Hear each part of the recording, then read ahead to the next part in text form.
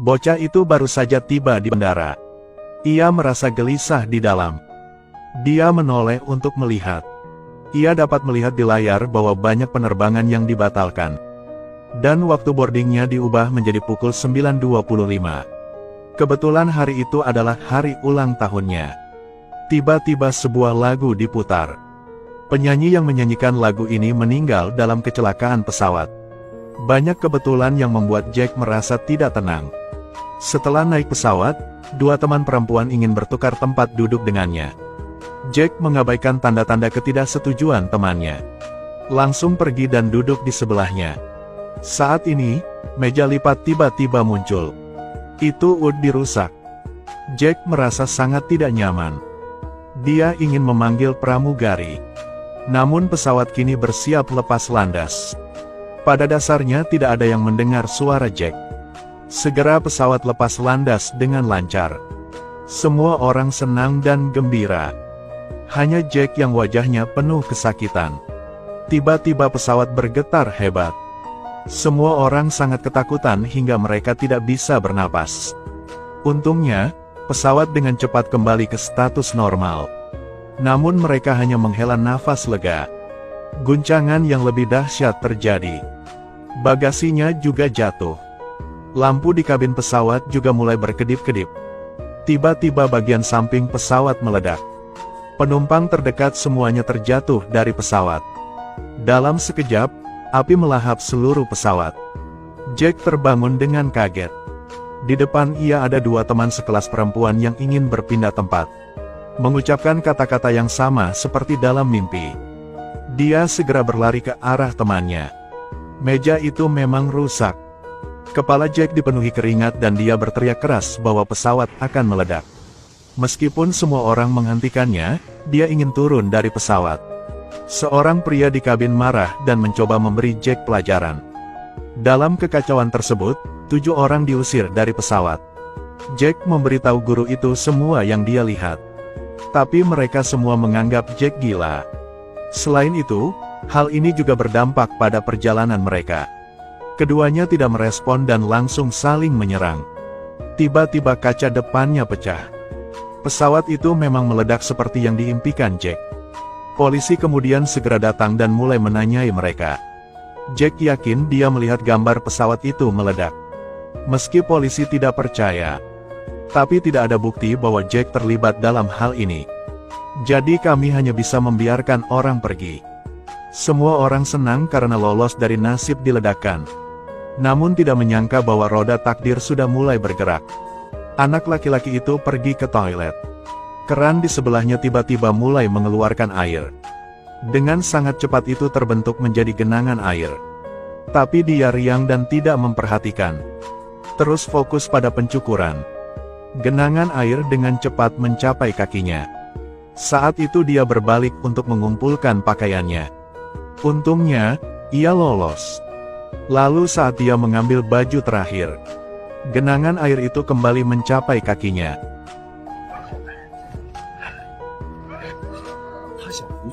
Dia ingin meminta bantuan tetapi pintunya terkunci. Di luar, sang ayah normal menderita insomnia.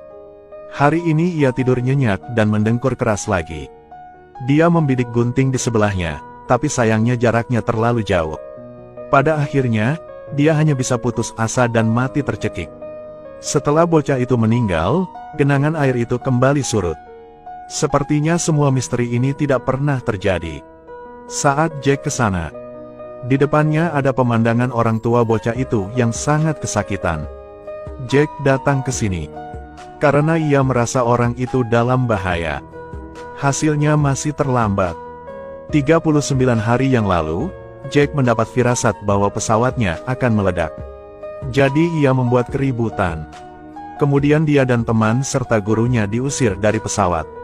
Tapi penumpang yang melanjutkan penerbangan itu semuanya kecelakaan. Sejak hari itu, Jack terus-menerus membaca majalah yang berhubungan dengan kecelakaan pesawat. Dia memiliki firasat yang kuat. Akan berbahaya. 7 orang yang cukup beruntung untuk bertahan hidup kini telah meninggal 1 orang. Jack pergi mencari Clear. Dia satu-satunya orang yang mempercayai Jack setelah kecelakaan pesawat. Keduanya mengatur untuk pergi ke rumah duka. Ingin mencari petunjuk tentang pria malang itu. Saat dua orang sedang ngobrol, seorang pria bernama Bluetooth tiba. Dia langsung memanggil nama Jack. Bahkan peringatkannya, kematian telah membuat rencana baru bagi mereka. Jika Anda ingin hidup, Anda harus mengetahui alasan mengapa Anda akan mati. Sebelum Jack pergi, dia menceritakan satu kalimat terakhir padanya. Tak berapa lama, kamu akan samanya. Keesokan harinya, dua orang duduk di sebuah kafe pinggir jalan mendiskusikan cara menghindari kematian. Saat itulah dia bertemu dengan anak yang selalu merasa tidak puas dengannya. Meskipun Jack menyelamatkan nyawanya, tapi bocah ini tidak terkesan sama sekali. Keduanya mulai bertengkar. Pacar George tidak tahan lagi. Dia ingin melupakan masa lalu dan memulai yang baru. Terry berjalan dan berbicara dengan penuh semangat. Lalu, Jack kembali ke rumah dengan ekspresi sedih di wajahnya. Namun tiba-tiba kabar hilangnya pesawat menarik perhatiannya. Dia menandai targetnya dan meletakkannya di tabel tempat duduk. Ternyata begitulah urutan kematian orang. Sasaran selanjutnya adalah guru. Seberapa rapuhkah kehidupan manusia? Gadis itu sedang menuangkan segelas anggur ketika tiba-tiba gelasnya pecah. Dia sama sekali tidak menyadari bahwa alkohol menetes ke dalam microwave. Tungku diisi dengan air dan mulai berasap. Ia dengan penasaran mendekati UTK memeriksa. Dia memeluk lehernya erat-erat, ingin berteriak minta tolong. Namun api mengikuti noda anggur di lantai dan terbakar. Ikuti dia ke dapur. Berjalan ke botol anggur dan meledak. Menjatuhkannya ke tanah. Gadis itu mengulurkan tangan untuk mengambil handuk untuk menghentikan pendarahan. Jack merasakan bahaya jadi dia pergi ke rumah guru. Namun microwave meledak untuk kedua kalinya. Kursi itu terlempar, pisaunya langsung mengenai tubuh gurunya. Jack mencabut pisaunya, panik dan lari. Adegan ini ditangkap oleh seorang penyintas yang beruntung. Ia hampir melihat Jack sebagai pembunuhnya. Dari 7 orang yang selamat, 3 diantaranya meninggal. Sisanya tidak bisa tidak mempercayai kata-kata Jack. Kematian memang mengincar mereka. Jadi mereka berkumpul. Ingin menemukan cara untuk mematahkan kutukan itu. Namun ketika George mengetahui bahwa dia adalah orang berikutnya, dia benar-benar pingsan.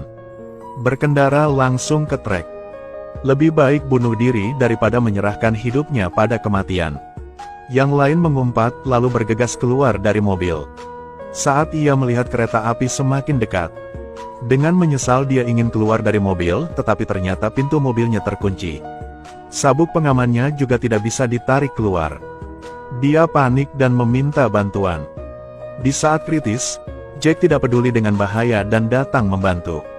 Pada detik-detik terakhir sebelum kereta tiba, Jack mampu menarik George keluar tepat waktu.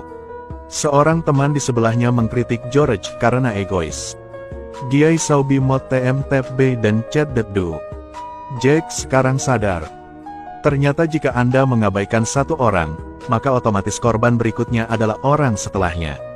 Setelah orang lain meninggal, akan giliran Clear. Meskipun Clear sangat berhati-hati. Namun suatu malam, tiang petir jatuh ke saluran tegangan tinggi. Langsung memotong kawat. Seolah-olah ia meminta nyawanya dan menyebabkan kekacauan di segala arah. Anjing di luar terus menggonggong. Clear takut dia akan tersengat listrik. Jadi ia keluar dari pintu dan ingin melepaskannya. Saat ini, Jack sedang menderita flu parah dan sedang dalam perjalanan. Saat Clear berlari ke arah anjing itu, arus listrik mengenai tiang besi dan menghanyutkannya. Setrika itu hampir mengenai kepalanya.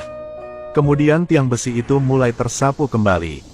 Itu menghantam kolam, menyebabkan air tumpah dan terciprat. Beruntung di detik-detik terakhir sebelum tewas tersengat listrik, Clear berhasil menaiki tang. Di dalam air, bayangan gelap lewat. Clear berjuang untuk merangkak ke dalam ruangan. Namun api selalu mengejarnya. Pada akhirnya, dia hanya bisa bersembunyi di dalam mobil. Jack juga tiba saat ini. Melihat kabel listrik terus-menerus mengancam Clear di dalam mobil. Terjadi kebakaran, mobil hendak meledak. Jack meraih kawat itu dengan tangan kosong. Bantuan Clear memiliki kesempatan berharga untuk melarikan diri. 6 bulan kemudian, 3 orang yang beruntung akhirnya tiba di Paris. Jack kembali mengangkat topik kematian. Ia sangat penasaran. Mereka berdua bisa lolos dari kematian, tapi aku tidak punya siapapun yang bisa menyelamatkanku. Sepertinya kutukan itu tidak pernah berakhir. George dengan bercanda menunjuk posisinya. Jadi orang berikutnya adalah Anda. Begitu dia selesai berbicara, Jack langsung menjadi pucat.